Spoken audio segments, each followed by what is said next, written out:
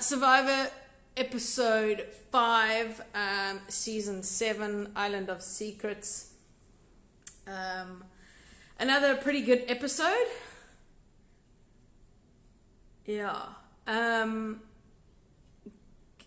It's weird, there were little moments in this episode that made it really good, but it wasn't like this pow, blow your mind kind of episode. Although I love a good blindside of an arrogant player. She says, while having moments of arrogance herself on an island. Let's go through it. First, I want to just quickly recap who is where, right? So, New Laume is Durao. Voted off last week was Rosalie, who was on that tribe. New Laume, Durao, Sipe, Jacques, Tanya, Felix, right? Durao is the only former yellow member, former Laume. Sipe is the only former Saola in that tribe. And Jacques, Tanya, and Felix all make up the purple tribe, which was Ta'alo. So that is the New Laume tribe. The New Saola tribe is Quibus alone as the only former purple tribe member. Quibus, then he's got Jeffrey, Mike, Maba, Nathan, and Steffi. So Jeffrey, Mike, and Maba all former Laume. And then Nathan and Steffi, they used to be sort of front and center in the episodes, and now sort of taking. Hi Bianca, yes, welcome. Hi Hannes, welcome. Doing the recap, that's right. Nathan and Steffi seem to be not as prominent in this tribe in terms of confessionals, in terms of performances, in terms of strategizing as they were with the other tribe, which was Saola. But Saola, remember, was losing for a long time, so there's lots of stories there to tell that they were getting to. So Ta'alo is the interesting one for me, and I'd love to see them go to tribal council, not because I don't like any of the players, but because I love the makeup of this tribe. There's still 6 members in that tribe. Dante Merrill, former purple tribe, former Ta'alo tribe. Letitia and Rocco, former yellow, former Laume. And then Nicole and Rob make up that 6, and that's former Saola. So interesting makeup, that one. But dominating the strength, and they seem to have mental ability, thanks Bystrath, over the other tribes. So that's the makeup of the tribes. It's hard to keep track of who's who. I've actually just given myself sort of a breakdown of who's who, where they used to be, where they are now. But for me, the interesting part of Laume is that Jacques and Tanya are former, they were former Ta'alo, but Sipe has joined them. And her and Tanya seem to be a very, very strong duo. And I would not be surprised if she turns completely on the Rob and the Steffis and the Nathans of the world to stick with Tanya, because both of them have come from the bottom and they have that kind of bond, which is a really, really strong bond that they could go forward with. Listen, drop me any comments or questions in the comments. Let me know. They'll pop up on my screen. We can deal with them as we go along if you want to comment anything on the episode. So there wasn't much sort of response after the vote. Durao is an interesting character, I will give you that much. Sometimes doesn't seem like the smartest guy, but yeah, he's highly entertaining. This idea that he still has his hidden immunity idol is interesting, and he still holds on to that. So yeah, my challenge this week is that my battery's on 20%, and let's see if we can get through about a 15-minute, half an hour recap. Let's see what happens.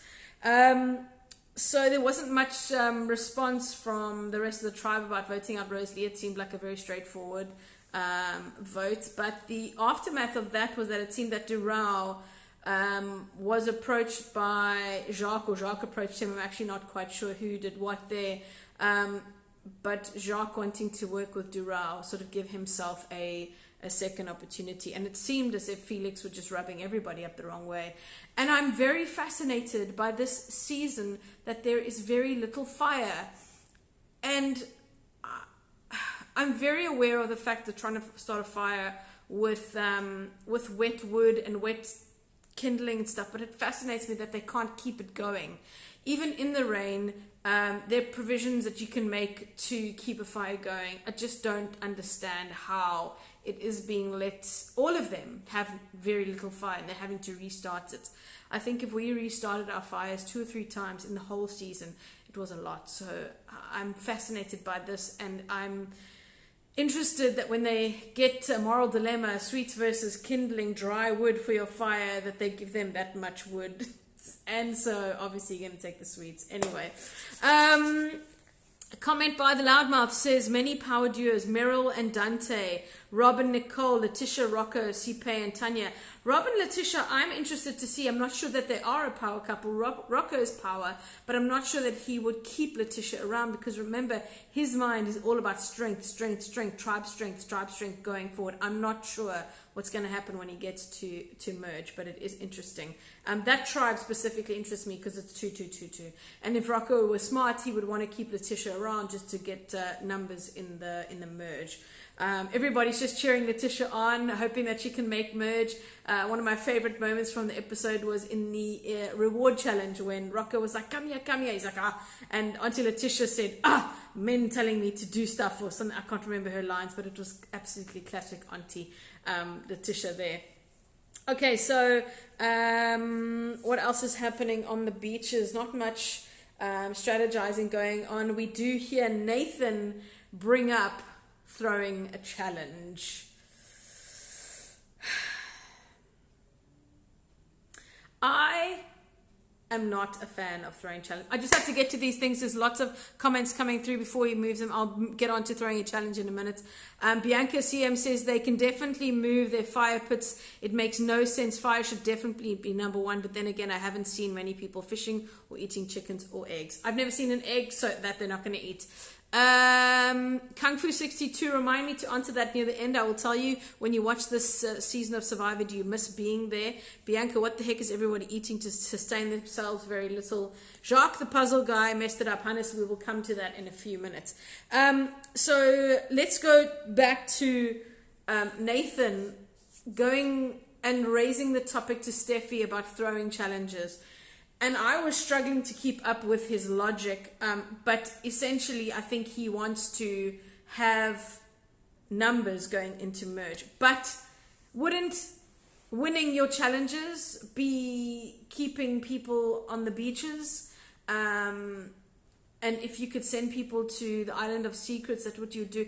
I just don't understand how you only 2 people on a tribe of Nathan is on a tribe of 6. You're 2. There are 3 yellow and Quibus. You think you're going to sway Quibus? I don't know what kind of power he thinks he has, but to throw a challenge in Survivor and pull it off. Look, throwing a challenge is doable. But I think I've only ever seen it pan out maybe 3 or 4 times in Survivor history. Otherwise, it's just almost bad Survivor karma. I understand the logics to want to get rid of somebody. They did it with our tribe and it backfired. We did lose. We went to tribal council, but I didn't end up going home, which was what the plan was initially. So I just don't like the idea of throwing a challenge. I'm there to give everything that I have, and I was surprised at how little there was to give and how terrible I was at challenges. But that aside, throwing the challenges just does not sit right with me.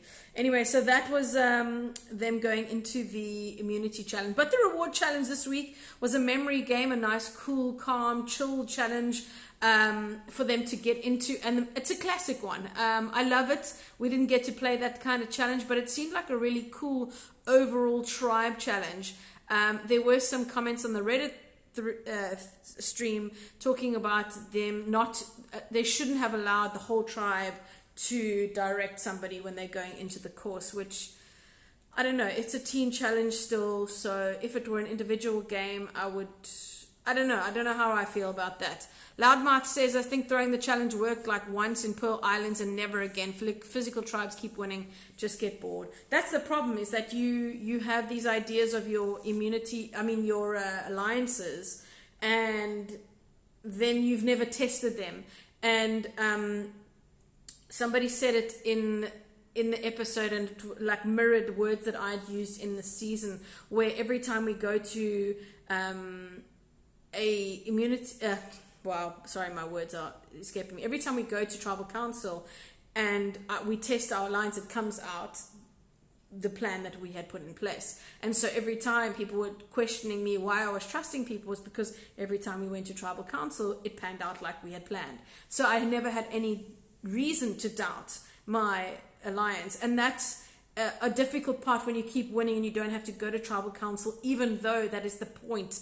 Don't lose, don't go to tribal council, because even though you want to get numbers, this is still an individual game. And every time you last a day, you are doing better than the person who just went home. So that is the goal. Survive another day, survive another day, survive another day. Quibus looked like he was getting very aggro with Nathan towards the end, so I doubt he'd swing. I agree. They don't treat Quibus very well, so it'll be interesting. But again, Rob, Nicole, Steffi, Nathan, those four for me come across as very arrogant. They were the amigos, and then they were like, no, Sipe, you can be a part of our 5. There were only 5 people on the island, so I was like, wow, okay, thank you. But I don't know them personally, but their survivor game comes across as very arrogant. Felix, for me, fits into that arrogant, cocky, I'm so strong, I'm so good at everything, but then actually nobody's testing them or putting them to the test. So, reward challenge memory game, and let me tell you that reward, and again, I will say it once, I'll say it a million times, I don't care how blatantly branded Steers and Biostrath and Mahindra and all these things are in this Survivor South Africa. If it means that we still get money put into making these episodes and making these seasons, I will support these brands 100%. In fact, hold on. Oh, sorry, this was not planned, but actually, boom. There's a bit of Biostrath for you. That was not planned. I just remembered that was on my shelf from the from the finale. Somebody gave it to me in a box, and it's been on my shelf ever since. Anyway, they go to the smoothie bar, and there is a hidden immunity idol, and I think one of my players for this episode has got to be Meryl. Being on the lookout at a reward is very... Hey, let's see if I can get your... sorry, let me just quickly get your comment. Quibus looked like he was very aggro with Nathan. So yeah, I think I did that one. So let's unpin that. The reward, it's very difficult to stay focused at a reward like that because you're eating and drinking and you're so excited. And to remember that the game is still ongoing in the back of your mind is really difficult. So I'm really stoked with Meryl having kept the, front of mind that, you need to keep a lookout for the clues. And then she did, and she couldn't reach it. They brought Dante in, who's one of her former tribe mates and in her alliance. And he managed to get that idle clue, which meant that at the next challenge they would have to look out for a little package underneath the puzzle table. So that was really well done for Meryl, and she's fast becoming one of my favorite players. Another Cape Town girl. Looking forward to see what's going to come out there. So memory game I thought was pretty straightforward. One of the things that stood out for me was Nathan and Rob sitting out the challenge and then having that huge debrief. And I don't know if anybody saw that or they were following it, but that was ongoing and long, and Nathan was spilling his ideas to throw challenges, and Rob was there spilling stuff from his tribe, and it was a clear indication that they are still 100% a duo. And I'm sure in their minds they're probably also a foursome with Steffi and Nicole. If all 4 of those people make it to merge, my hand is very sticky now, thanks Biostrath. If they all make it to merge, it's going to be interesting. They could possibly be very, very tough to beat. So there we go. That was the reward challenge. And then they sent Jeffrey to Islands of Secrets. And again, there didn't seem to be a huge pushback from the rest of the tribe. Maybe they're not showing it to us, but it seemed to be that Nathan and Rob and Steffi were making the decisions about who to send where. No, it wasn't Rob and Steffi, it was Nathan and Nicole. No, I'm getting confused. Hold on. Yeah, it was Rob and Nicole who made the decision, it seemed, to be this person is going to Islands of Secrets. They sent Jeffrey. One of the highlights of the episode for me was Jeffrey not remembering people's names, talking about how his memory is really terrible playing the memory game, then he couldn't remember somebody's name. And then when he had to choose between the sweets and the dry firewood, and he chose the sweets and then just dropped everything everywhere, he did not come across as the smartest individual I've ever seen on Survivor, and that was really fun for me to watch. Loudmouth says, interesting how Nathan and Rob distrust Jacques and want to align with Rocco. Because it's a muscle thing. They underestimate Jacques. They don't like him for reasons that Jacques has said many times. It's stick with what you know kind of thing. The big muscle men will all stick together. It's why they look at people like Jacques and want them gone. It's a threat to them because Jacques probably knows the game better than a lot of them. I don't know. There's not a lot of talk about who's huge fans of the game, but Jacques certainly knows the game a lot. And I think he's a massive threat to Steffi, Rob, Nathan, Nicole, all the big, strong people who want to dominate strength-wise. Also remember that when you get to merge, a lot of the challenges have to do with body weight, and they all have some sort of equalizer to them. Either it's stamina and how long you can last. And if you're huge like Rob or Rocco, your body weight is more and you're more than likely going to drop out. It's going to be interesting to see. And then puzzles. Jacques is clearly a puzzle guy. We will get to him and puzzles. We will get to Jacques. We will get there. I have a lot to say, clearly. Jeff was like, sweet! Exactly, Hannes. And I would have been too. That whole thing probably would have been gone.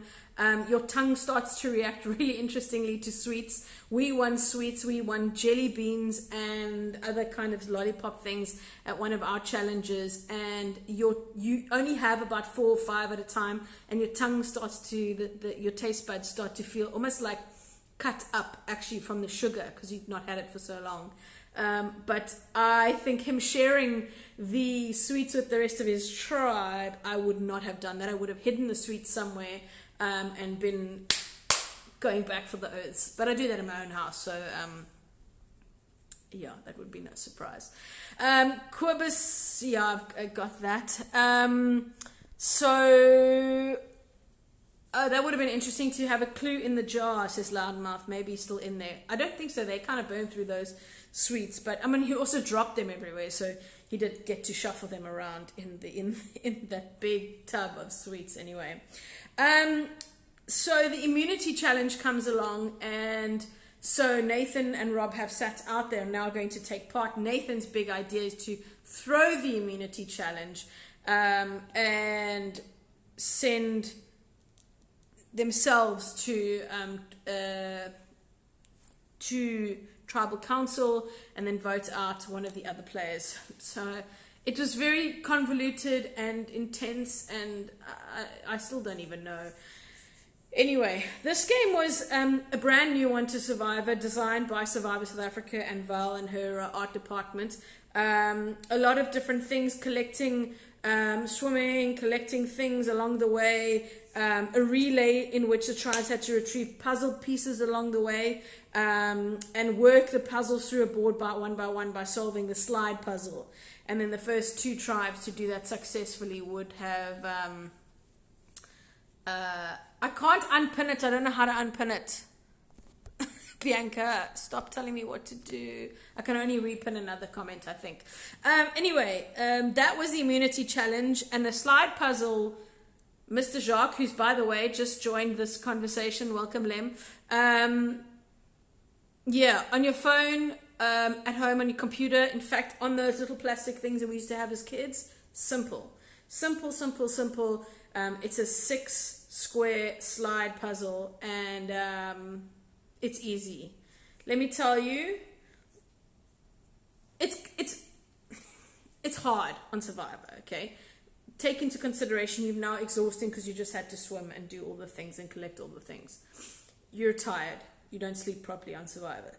You're hungry. You haven't had food. Your brain hasn't been fed in a very long time. I don't take away from the fact that it was a hard puzzle.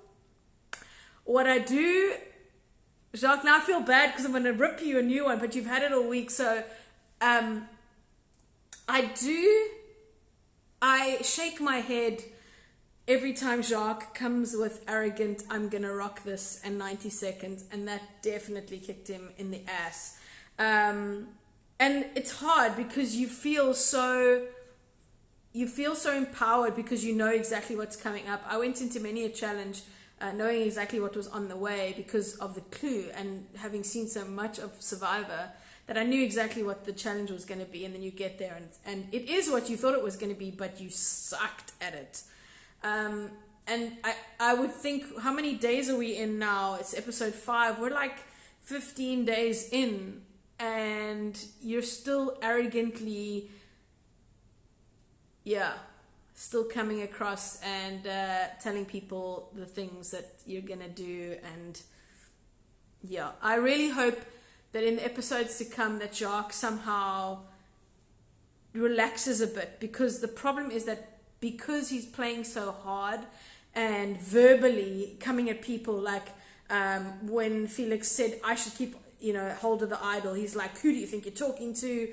I just hope that he can take a step out of the game bot mode that he's in and play the social game, which is so important right now.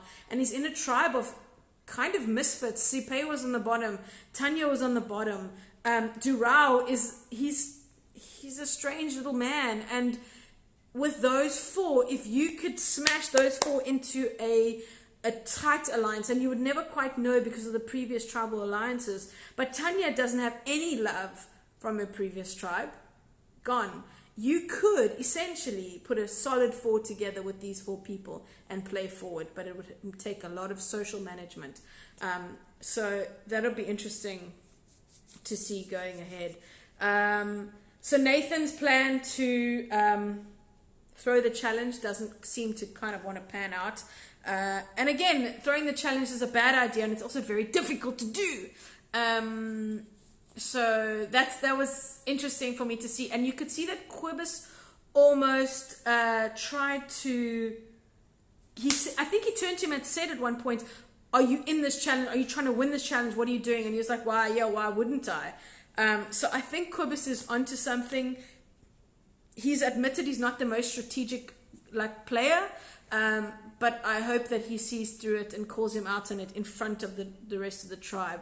Loudmouth says misfits make for some of the best alliances. I agree. Nice Miss World answer. I'm not sure what that's in relation to. Jacques actually got in the way of guys trying something through the challenge. I think the pride got in the way for Jacques. Actually, he openly said I could do it in 90 seconds. And what I think happened was, and there's been a lot of discussion about the challenge in the Reddit stream this week. And if you aren't on Reddit, just pop in and have a look. It's quite interesting to see how people unpack the episodes a lot better than what I do. They watch a lot more Survivor than what I do. And they said that the challenge... the puzzle, the way you had to put them in, and I saw on the back of the puzzle pieces there was an arrow, and so that was the way that it had to go into the slide puzzle. But what it didn't say is what order they had to go into, and I think the puzzle actually was determined by what order those pieces went into the puzzle.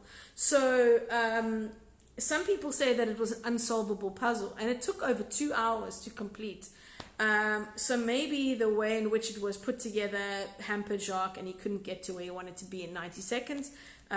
But Nathan's team at the end had to kind of push it through and make it happen. And theirs also seemed to take long, but in the end they got there. So I guess theirs was solvable. So I really liked the challenge. I thought it was a great combination. And if you saw somebody like Maba, she struggled a lot in this challenge. And again, this challenge was it was physical as well as doing puzzles and mental and stuff like that, which I like. She struggled, and then they came back and they managed to catch up. And a lot of people think that Maba is at risk now because of how she does in challenges. So it's going to be interesting to see. She's in my team. I think my fantasy team, so I'd like to see her stay around. A quiet episode for Maba, quiet episode for Mike, quiet episode for Quibus as well. I don't even think he had a confessional. So yeah, reward challenge done. The immunity challenge, yeah, the outcome, I think for me the big thing to take away from the immunity challenge was that Meryl managed to get the idol. There is question about whether the other people on the bench, so Letitia and who else sat out? Letitia and Tanya, or not? Remind me who sat out. Letitia and somebody else.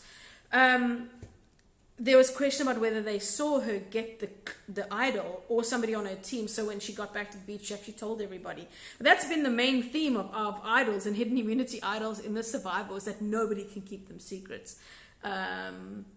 And Rob actually was questioning her motives behind sharing the clue and the actual idol, telling her tribe that she's got it and this will keep us safe going forward. Mish, I see your question. I'll get to that at the end. Somebody's already asked it, so I'll get to that at the end. Mish also asking, would you do Survivor again if I could? Another thing in that immunity challenge was, of course, Felix. Felix's behavior at the immunity challenge was actually the reason that he got voted out. I think his behavior around camp, arrogant, dominating, alpha male, no please and thank yous, shouting at people, not shouting, but being a bit, I don't know what the right word is to say, but just unpleasant. In an environment like that, you have to be kind to one another as much as you can in the living day-to-day things. It was one of the hardest things that I had, because there was a part in my game where I went quiet for a long time. It was because I got basically attacked for doing anything. I would help cook and then I would be attacked. I would help keep the fire going and people would come at me. And eventually I just stopped doing anything. I couldn't handle fighting anymore with Tony. And that was one of the big reasons why I just stopped doing stuff. You see me lying around a lot, it's because every time I lay around, I wasn't getting in trouble for something I was doing. So there's a lot of politics that happens on the beaches, and Felix took that politics.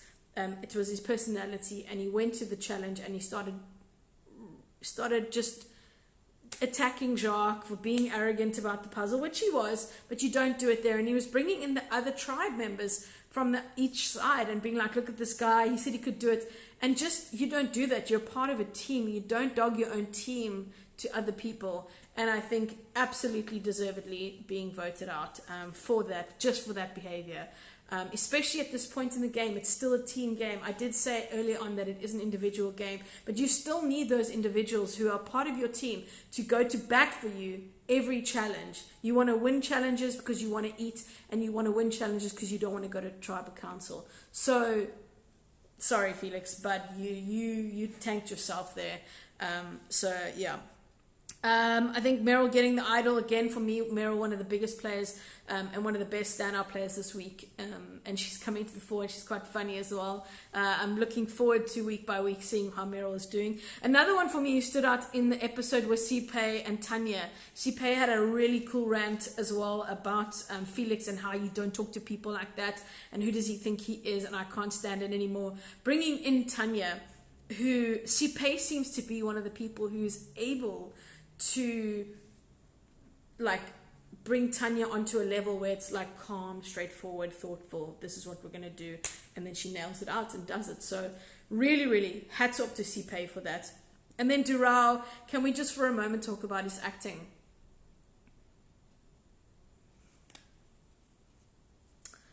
Okay.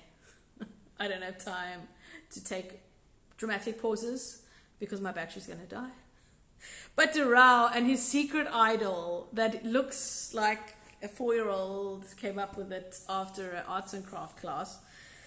And he's insistent on actually telling Felix about it and trying to play it at tribal council. And the more he said it, the more I was like, what are you doing? You don't need to do that. Cool, tell Felix that that's what's going to happen. But the more he kept hammering on it, I was like, bro, you're going to sink this whole plan. Thankfully, Jesus came to the water and took his idol out of his underpants, because I don't even know how that would have panned out. It would have been a bit of a mess. And anyway, the vote was so straightforward that he didn't need to do any of this. But it was entertaining to watch anyway. Jem Durao, he seems a bit out of his depth, but if he can stick with Jacques and those two go forward, I think there's a possibility for some cool stuff coming up. I think Tribal Council again was pretty straightforward. I think if anybody deserves an acting award, Tanya did really well, and Jacques as well. Did really well at Tribal Council. Pei seemed to just come forward and say the things. I had that same problem where it's like your honesty is there, and at sometimes you need to just chill it.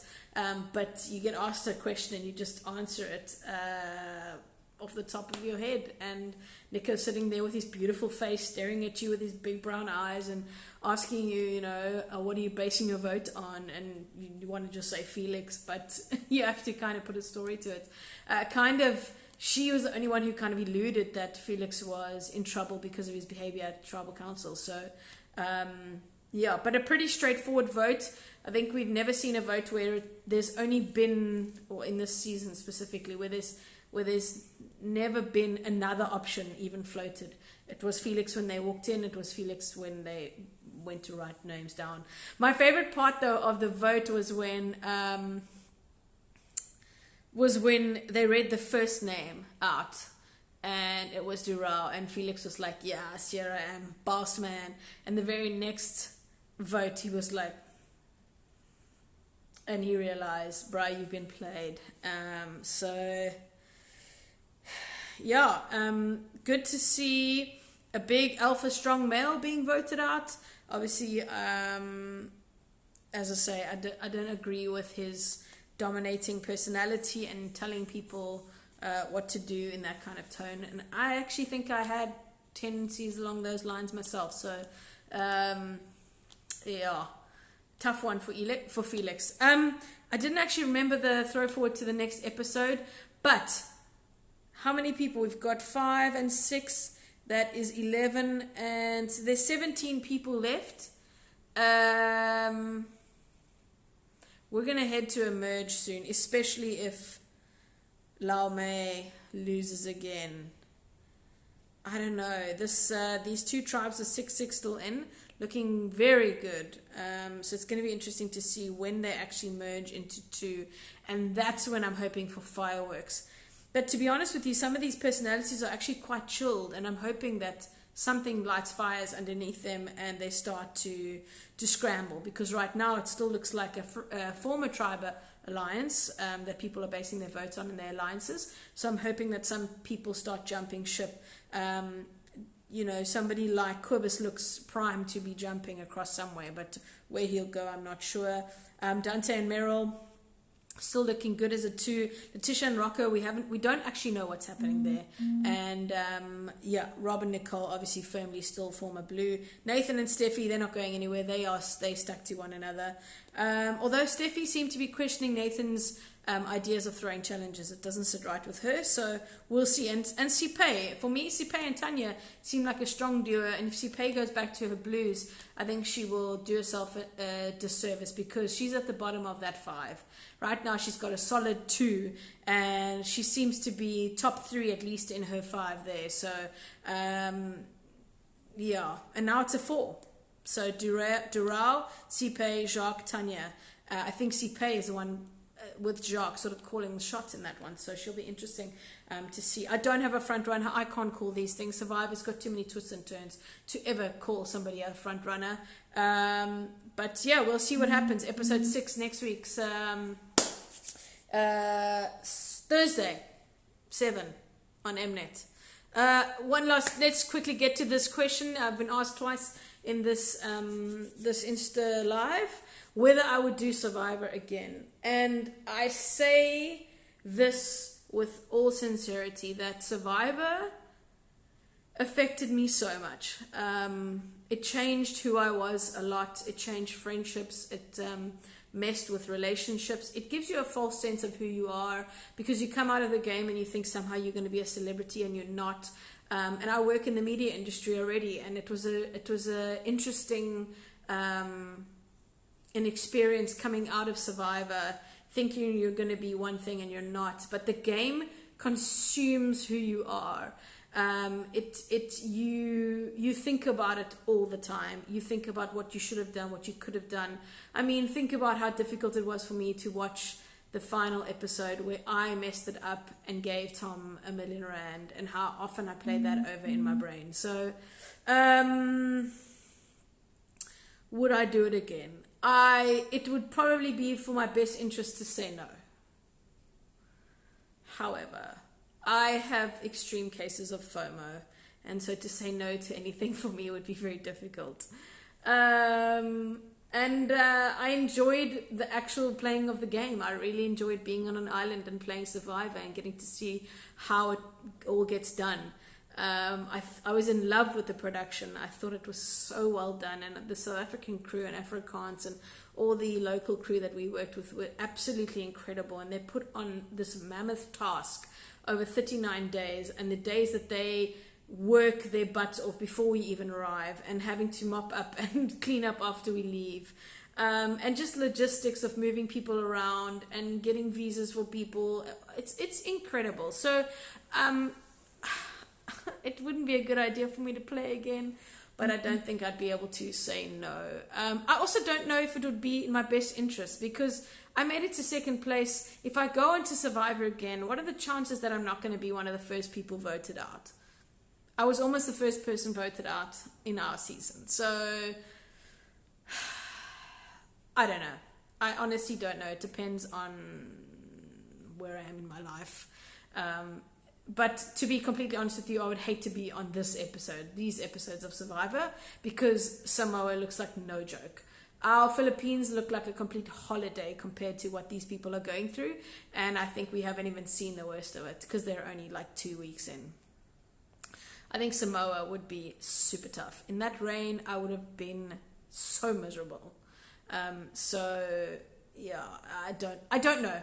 Let's see what happens. Let's see what the future holds. I'm not holding my breath, but I may play again. Who knows? Who knows? If they have you don't even know that they are going to invite people back. We've only had 7 seasons, so that's not a lot of people to choose from. So anyway, I'm done. This will be up on YouTube. If you missed most of it, it'll be up on YouTube later tonight. And yeah, we'll catch you on Sunday. Enjoy the episode. Enjoy your day off tomorrow if you are not working. And a happy Father's Day to all the fathers out there. And thanks very much for tuning in. We'll catch you next time. Bye.